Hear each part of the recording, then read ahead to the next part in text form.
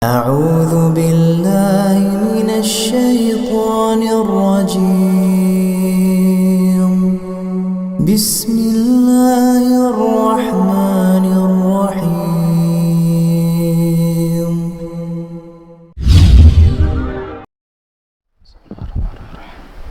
السلام عليكم ورحمة الله وبركاته. إن الحمد لله نحمده ونستعينه ونستغفره ونعوذ بالله من شرور أنفسنا ومن سيئات أعمالنا. من يهد الله فلا مضل له ومن يضلل فلا هادي له. أشهد أن لا إله إلا الله وحده لا شريك له وأشهد أن محمدا عبده ورسوله لا نبي بعده. أمسينا وأمسى الملك لله والحمد لله لا شريك له لا إله إلا هو وإليه النشور. اللهم ما أمسى بنا من نعمة أو بأحد من خلقك فمنك وحدك لا شريك لك ولك الحمد ولك الشكر. يا ربنا لك الحمد كما ينبغي لجلال وجهك وعظيم سلطانك. رضينا بالله ربا وبالإسلام دينا وبمحمد صلى الله عليه وسلم نبيا ورسولا. Jemaah Maghrib rahimakumullah, kita bahas sedikit tentang i'tidaat ala Rasulullah sallallahu alaihi wasallam, perlakuan atau kekerasan yang dialami oleh Rasulullah sallallahu alaihi wasallam dari orang-orang Quraisy. Ya. Apa yang dilakukan oleh orang-orang kafir Quraisy kepada beliau ketika Nabi menyatakan dakwah, berdakwah secara terang-terangan, dan itu dimulai di tahun keempat, ya, memasuki tahun keempat kenabian. Maka Rasulullah sallallahu alaihi wasallam itu berdakwah secara terang-terangan.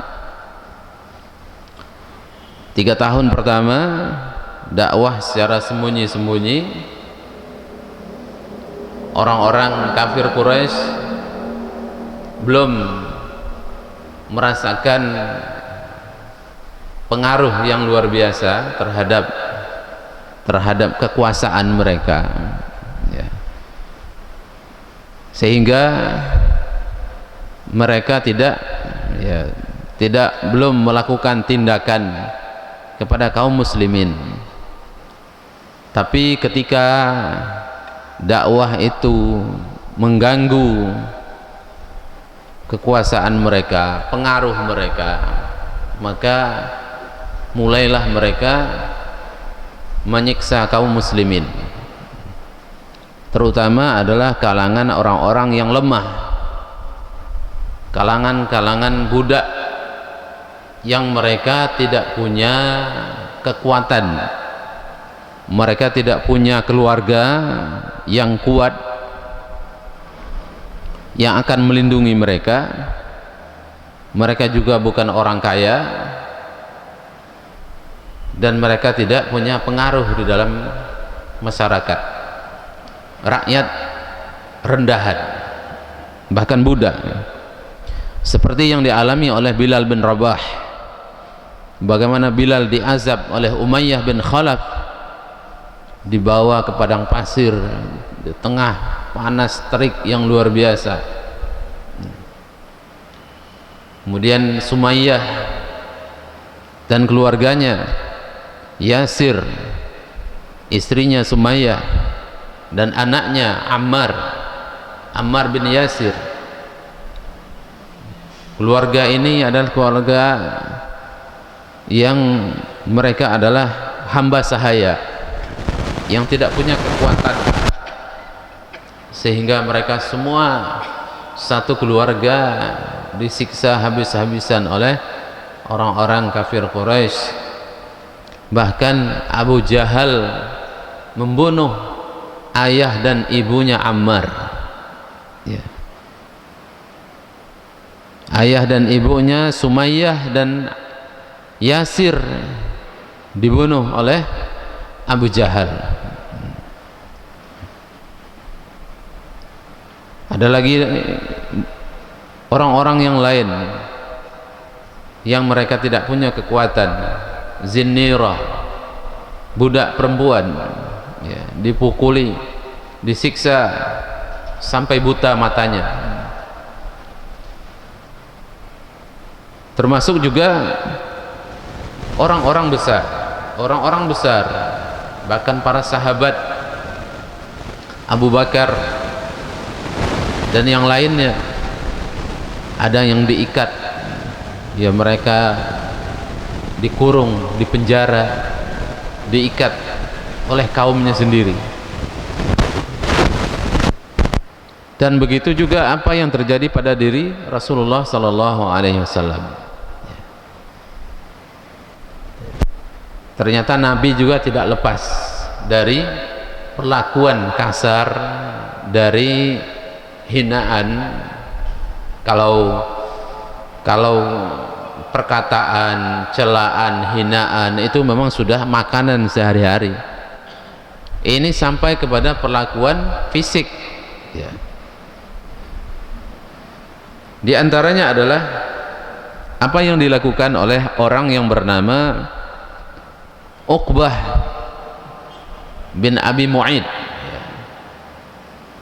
Uqbah bin Abi Mu'aid itu adalah seorang sahabat Nabi, teman Nabi di waktu sebelum menjadi Rasul.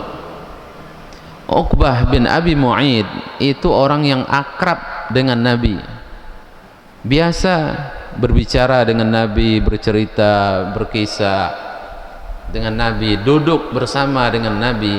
Uqbah bin Abi Mu'aid. Dan Uqbah bin Abi Mu'aid, sebagaimana orang-orang Quraisy itu rata-rata memang mereka pedagang, ya, mereka pedagang. Ketika Uqbah bin Abi Mu'aid ini pulang dari perjalanan dagangnya, maka dia mengadakan walimah, ya, mengadakan walimah syukuran, ya, pulang dari perjalanan dagang. Maka Rasulullah sallallahu alaihi wasallam itu juga diundang oleh Uqbah bin Abi Mu'aid sebagai teman dekat. Maka Rasulullah menghadiri, datang kepada walimahnya atau ya jamuannya Uqbah bin Abi Mu'aid ini. Tetapi Rasulullah sallallahu alaihi wasallam beliau juga menggunakan kesempatan itu untuk berdakwah. Jadi Masya Allah, Nabi orang pesta, orang walimah itu dipakai untuk berdakwah. Semua kesempatan, apapun kesempatan yang ada itu dipakai oleh Nabi. Bertemu dengan orang di pasar, bertemu di mana saja, itu pembicaraannya adalah bagaimana mengajak orang kembali kepada Allah Subhanahu wa Ta'ala. Ya, bukan masalah bisnis, masalah bagaimana dunianya, tapi bagaimana orang agar orang mendapatkan hidayah dari Allah Subhanahu wa Ta'ala, agar orang itu kembali kepada fitrahnya. Itulah yang dilakukan oleh Rasulullah sallallahu alaihi wasallam. Ini juga menjadi pelajaran penting bagi kita bahwa jangan semua pembicaraan kita itu hanya dunia, bisnis, pekerjaan, uang, ya, dari pagi sampai malam. Ketika kita bertemu dengan orang, ya sekali-kali kita berajak mereka untuk mengerti tentang agama ini, ya, untuk membuka pikiran mereka bagaimana supaya orang itu kembali kepada masjid, kembali ke masjid. Bagaimana caranya orang itu bisa ikut taklim, bagaimana caranya orang itu supaya ikut sholat berjamaah dengan kita di sini. Jadi teman kita yang sehari-hari kita ajak berbicara berbagai macam, itu jangan hanya sekedar batas pembicaraan itu masalah uang, masalah dunia, masalah pekerjaan, masalah harta, masalah bisnis. Jangan hanya sebatas itu, gunakan juga kesempatan itu. Teman dekat kita, teman baik kita diajak untuk sama-sama menikmati apa yang kita rasakan di dalam hati kita hari ini. Bagaimana nikmatnya duduk di majelis ilmu. Itu kan mereka tidak tahu. Kenapa kita mau datang ke sini? Karena kita merasakan ketenangan di sini. Ada as-sakinah, ada rahmah di majelis ilmu. Dan itu memang janji Allah Subhanahu wa taala. Janji Allah melalui hadis Rasulullah sallallahu alaihi wasallam. Majtama'a qaumun fi baitin min buyutillah yatluna kitaballah wa yatadarasunahu bainahum illa nazalat alaihimus sakinah wa ghasyiyatuhum rahmah wa haffathumul malaika wa zakarahumullahu fi man 'inda. Jangan kebahagiaan kita hari ini, kita bahagia duduk di sini, bisa sholat di sini, tenang di sini, dan itu pasti. Ya. Majelis ilmu itu majelis yang akan diturunkan oleh Allah, nazalat alaihimus sakinah. Pasti di majelis ilmu. Ketenangan itu salah satunya adalah di majelis ilmu, di majelis ta'lim, di pengajian-pengajian. Itu Allah akan menurunkan as-sakinah, ar-rahmah. Maka ketika kita punya teman, punya saudara, punya rekanan, punya langganan, itu jangan hanya pembicaraan kita berputar masalah dunia, masalah uang, masalah harta, masalah bisnis. Mari kita ajak juga orang-orang yang seperti itu, ya, menghadiri majelis ilmu seperti kita, datang ke masjid, sholat jamaah. Itu kalau memang kita itu ya ingin supaya orang mendapatkan kebahagiaan yang kita rasakan pada saat ini, yang kita dapatkan di majelis ini, di masjid ini. Maka Rasulullah sallallahu alaihi wasallam, kesempatan walimah itu dipergunakan oleh Nabi untuk mengajak Uqbah bin Abi Mu'id untuk masuk Islam. Ketika Nabi datang, maka Nabi mengatakan, saya tidak akan makan kalau kamu tidak masuk Islam. Saya tidak akan makan kalau kamu tidak masuk Islam. Karena Nabi sangat akrab dengan Uqbah bin Abi Mu'id ini, teman Nabi. Ya, bukan hanya sekedar tahu. Ya, teman duduk biasa. Nabi ngobrol dengan Uqbah itu biasa. Maka Nabi mengatakan, saya tidak akan makan sebelum kamu mengucapkan asyhadu an la ilaha illallah wa asyhadu anna muhammadar rasulullah. Karena ini di hadapan orang ramai. Ya, setidaknya orang sudah mengetahui bahwa Nabi datang, karena Nabi juga diundang. Jadi Uqbah itu mengundang orang banyak dan Nabi juga diundang. Ya.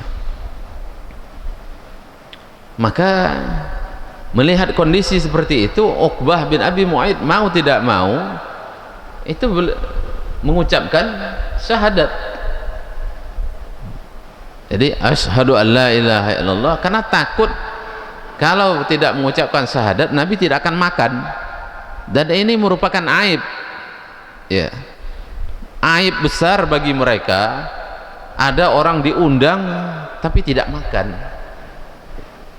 Ada orang diundang ke jamuan walimah tapi kemudian dia tidak makan.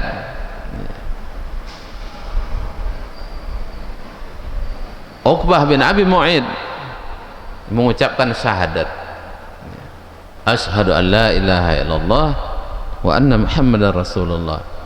Maka Nabi makan. Ya. Kemudian Rasulullah pulang, maka berita ini itu sampai ke telinganya seorang sahabat dari Uqbah bin Abi Mu'aid yang namanya Ubay bin Khalaf. Ubay bin Khalaf itu saudaranya Umayyah bin Khalaf. Umayyah bin Khalaf itu tuannya Bilal, ya, tuannya Bilal. Yang menyiksa Bilal habis-habisan itu Umayyah bin Khalaf. Ya. Nah, saudaranya namanya Ubay bin Khalaf. Ubay bin Khalaf ini ketika mendengar berita bahwa Uqbah bin Abi Mu'aid masuk Islam, maka Ubay bin Khalaf bertanya kepada Uqbah bin Abi Mu'aid, benar kamu sudah masuk Islam? Ya enggak, saya terpaksa. Saya gimana lagi? Ini di hadapan orang ramai, enggak mungkin saya. Ya, kalau Nabi pulang itu merupakan aib bagi saya. Kalau Muhammad tidak makan, maka saya akan menjadi pembicaraan, ya, akan menjadi gosip di Mekah nanti. Maka saya bersyahadat. Kata Ubay bin Khalaf, saya tidak akan berteman lagi dengan Anda sebelum Anda membuktikan bahwa Anda itu tidak masuk Islam, benar-benar tidak masuk Islam. Jadi Ubay bin Khalaf ini mengancam Uqbah bin Abi Mu'aid, buktikan bahwa Anda tidak masuk Islam. Dengan cara apa? Ludahi mukanya Muhammad, ludahi mukanya Rasulullah sallallahu alaihi wasallam. Maka Uqbah bin Abi Mu'aid membuktikan dia itu satu geng, ya, satu kelompok dengan Ubay bin Khalaf. Maka Uqbah bin Abi Mu'aid kemudian meludahi muka Rasulullah sallallahu alaihi wasallam. Nah, ini pelajaran penting bagi kita bahwa teman itu luar biasa, ya. Teman itu pengaruhnya luar biasa. Salah milih teman akibatnya adalah neraka, ya. Salah memilih teman itu bukan hanya kesengsaraan di dunia, tapi kesengsaraan di akhirat kelak. Karena itu dalam kehidupan ini kita tidak bisa, memang sudah aturannya dalam kehidupan itu manusia itu berkelompok, ya. Manusia itu akan berkumpul dengan orang-orang yang sama dengan dia, ya. Maka tergantung pribadi kita masing-masing, kita mau ikut yang baik atau ikut yang buruk, itu ya terserah kita, itu pilihan kita. Maka pintar-pintarlah kita, maka carilah teman yang baik di dalam hidup ini.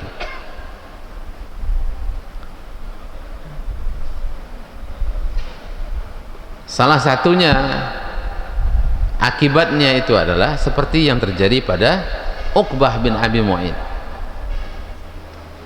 Maka semenjak itu Uqbah bin Abi Mu'aid berubah 180 derajat menjadi musuh yang paling keras terhadap Nabi.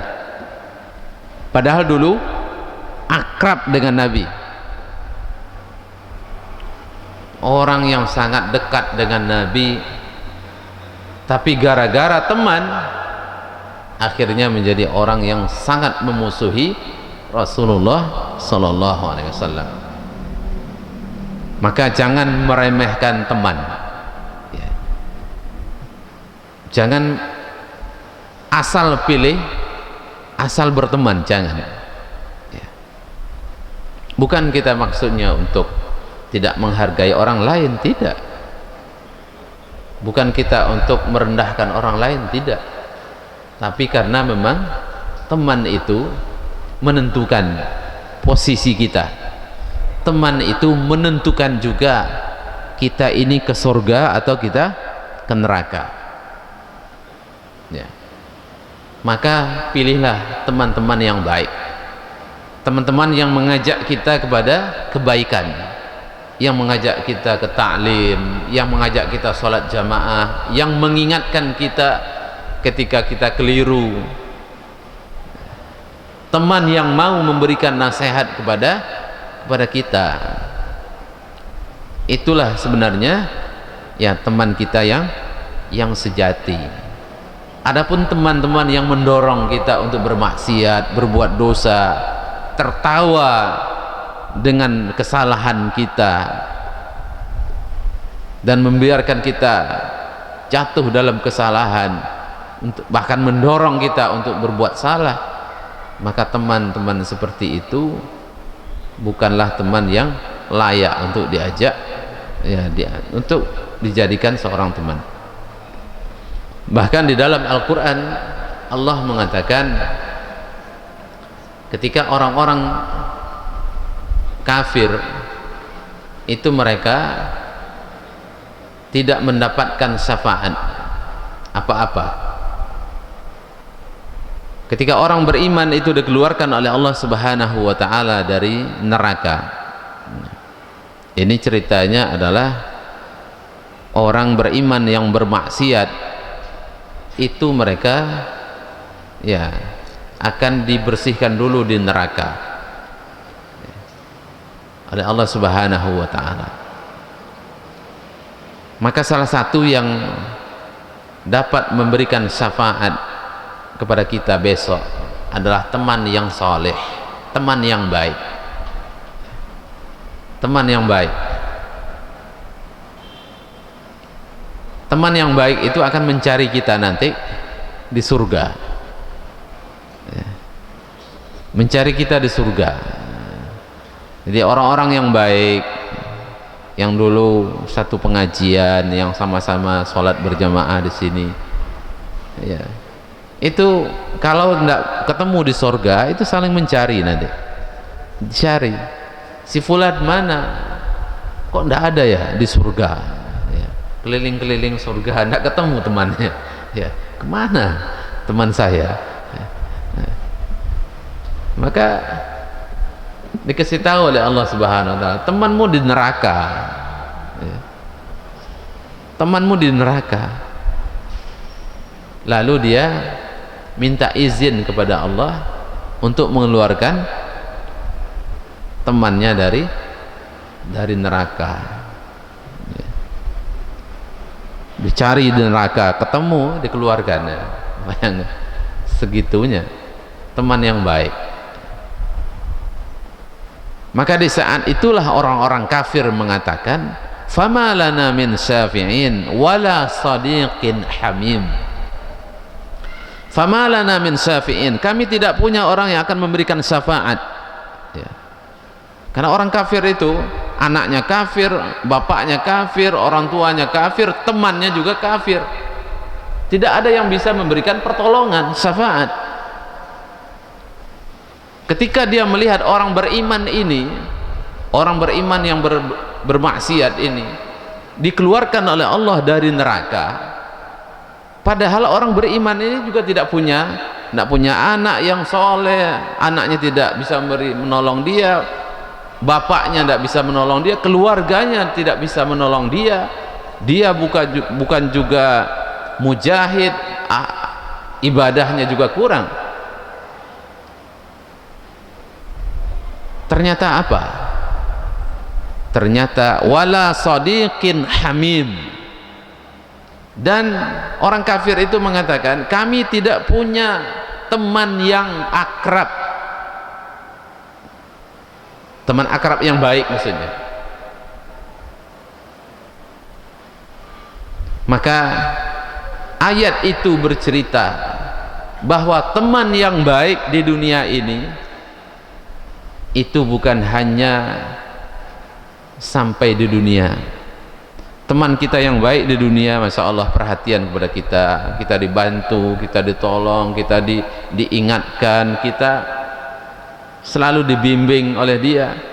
Bukan hanya sampai di dunia, ternyata di akhirat teman yang baik itu sangat peduli dengan kita, dicari nanti kita. Kalaupun kita, nauzubillah, kalaupun temannya itu sampai masuk neraka, maka dia akan minta syafaat kepada Allah supaya temannya itu dikeluarkan dari neraka. Maka pada saat itulah orang-orang kafir mengatakan, fama lana min syafi'in, kami tidak punya orang yang akan memberikan syafaat, wala sadiqin hamim, dan tidak punya teman akrab.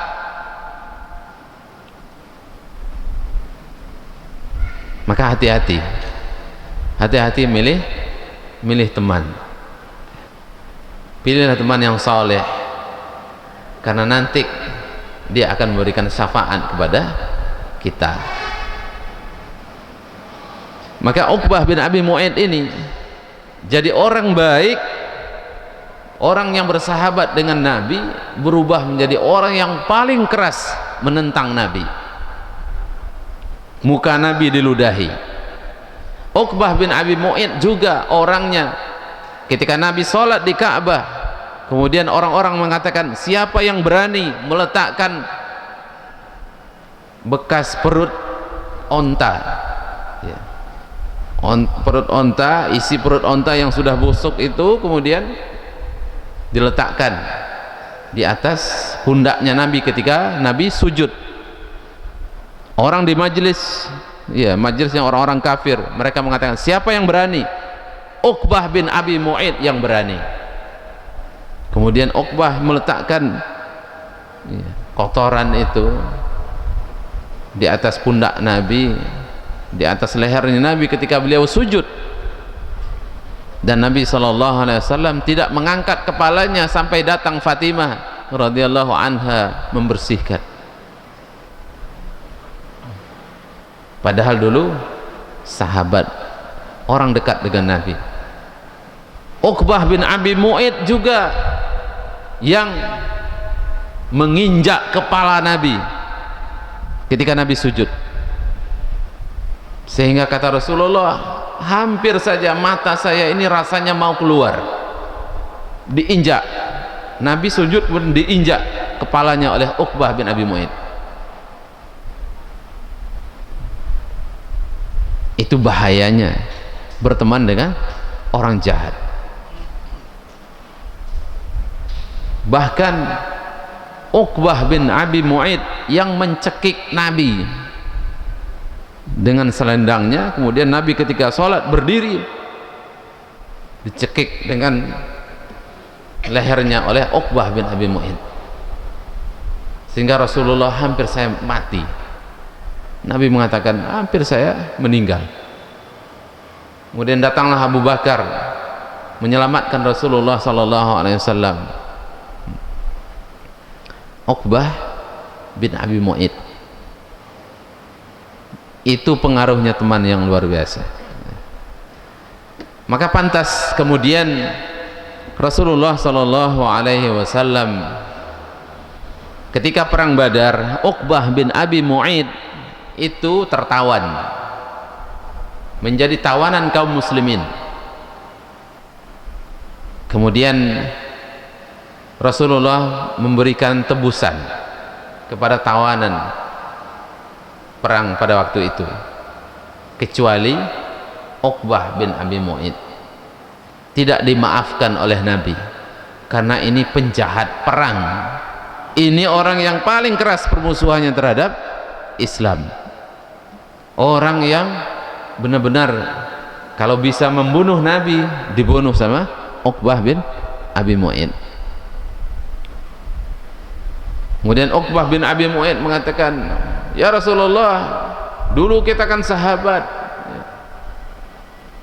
Diungkap lagi dulu kebaikan-kebaikan mereka dulu, ya, persahabatan dulu, tapi dosa yang dia lakukan itu luar biasa, tidak mungkin dimaafkan, ya.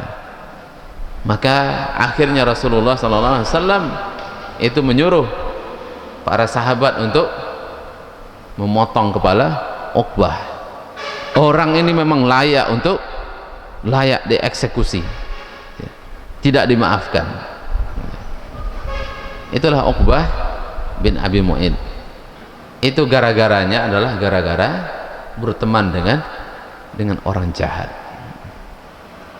Maka pandai-pandailah kita memilih siapa yang kita jadikan teman akrab di dalam kehidupan kita ini. Al-mar'u ala dini khalilihi. Orang itu, agama seseorang itu, kualitasnya itu bisa diukur dengan temannya siapa,